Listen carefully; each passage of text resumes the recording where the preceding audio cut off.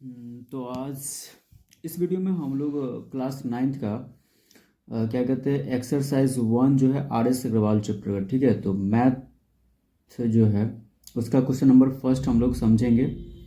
जैसे यहाँ पे आपको दिख रहा होगा कि एक्सरसाइज 1A है, ठीक है, आर एस अग्रवाल का। तो पहला नंबर जो क्वेश्चन यहाँ पे दिया हुआ है क्या है, कहता है कि इज जीरो और रेशनल नंबर जस्टिफाई। कहने का मतलब कि जीरो और रेशनल नंबर जस्टिफाई, जो रेशनल नंबर जो होता है क्या जीरो रेशनल नंबर है या नहीं है, यस या नो। ठीक है, इसको हमको जस्टिफाई करना है।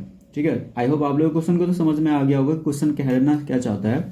तो यहाँ पे दिया हुआ है, साफ साफ लिखा हुआ है यहाँ पे कि इस जीरो और रेशनल नंबर क्वेश्चन है और जस्टिफाई करना है आपको। तो जीरो रेशनल नंबर होता है कि नहीं होता है, तो आपको अच्छे से यहाँ पे जस्टिफाई करना है। क्योंकि सबसे पहले इस क्वेश्चन को समझने के लिए हम आते हैं पेन पर कॉपी लेते थे। ठीक है, तो यहाँ पे अगर हम बात कर ले, जैसे एक्सरसाइज 1A का क्वेश्चन नंबर है आपका फर्स्ट। ठीक है, तो कहता है कि जो जीरो है, ठीक है, तो जो जीरो है वो क्या रेशनल नंबर होता है कि नहीं होता, ये हमको क्या करना है, जस्टिफाई करना है। Zero is a rational number, ये आपको जस्टिफाई करना है। तो बच्चों यहाँ पे आपको ध्यान देना क्या है कि जीरो जो रेशनल नंबर होता है कि नहीं होता है, तो सबसे पहले रेशनल नंबर का डेफिनेशन क्या होता है आपने डिफाइन पढ़ा हुआ है। इसका रेशनल नंबर का जो डिफाइन होता है वो आपने पढ़ा हुआ है कि रेशनल नंबर किसके फॉर्म में होता है, पी बाई क्यू के फॉर्म में होता है। राइट, पी बाई क्यू के फॉर्म में होता है, जहाँ यानी वेयर जो क्यू होता है वो does not equal to zero. अगर क्यू डिनोमिनेटर अगर जीरो आ जाता है तो फिर वो रेशनल नंबर नहीं होगा, वो इरेशनल नंबर हो जाएगा। जैसे एग्जांपल के तौर पे मैं आपको बता दूं,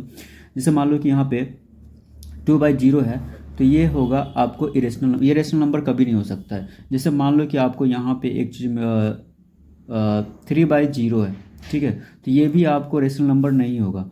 बट यहाँ पे हमको जस्टिफाई किसको करना है कि जीरो रेशनल नंबर हो सकता है कि नहीं हो सकता था। अदर यहाँ पे इंपॉर्टेंट वाली बात ये है कि अगर डिनोमिनेटर में जीरो होता है तो फिर वो क्या होगा कि रेशनल नंबर नहीं होगा। बट वही न्यूमरेटर में यानी ऊपर की ओर होता है जीरो, 0/1 लिख सकते हैं, यानी ये क्या है, पी बाई क्यू के फॉर्म में है। क्योंकि अगर हम यहाँ पे बात कर ले कि रेशनल नंबर के डेफिनेशन के अकॉर्डिंग, तो क्या कह रहा था कि पी बाई क्यू के फॉर्म में होना चाहिए, लेकिन where Q does not equal to zero. बच्चों, तो यही सबसे इंपॉर्टेंट वाली बात है आपको कि जो पी बाई क्यू के फॉर्म में होता है उसको हम रेशनल नंबर बोलते हैं, but Q does not equal zero. अगर इसका जो क्यू है, ठीक है, यानी कि यहाँ पे अगर हम बात कर ले पी बाई क्यू को, तो अगर यहाँ पे जो अगर क्यू है, तो ये जो क्यू है अगर जीरो आ जाता है, तो यहाँ पे ऑलरेडी आपको बता दिया है Q does not equal to zero, यानी अगर क्यू जीरो आता है तो फिर वो रेशनल नंबर नहीं हो सकता है। ठीक है, तो एग्जाम्पल के तौर पे हम अगर जस्टिफाई के तौर पे लिखे तो हम लिख सकते हैं, एग्जाम्पल के तौर पे ऐसे लिख सकते हो आप कि 0/2 हो गया,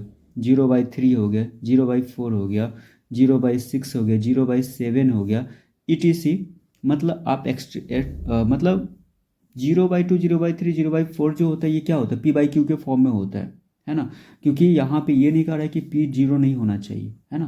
तो यहाँ पे इसके अकॉर्डिंग जो रेशनल नंबर है उसके अकॉर्डिंग ये क्या हो रहा है, ये वेरीफाई हो रहा है। This is the verify, okay, according to the define of rational number.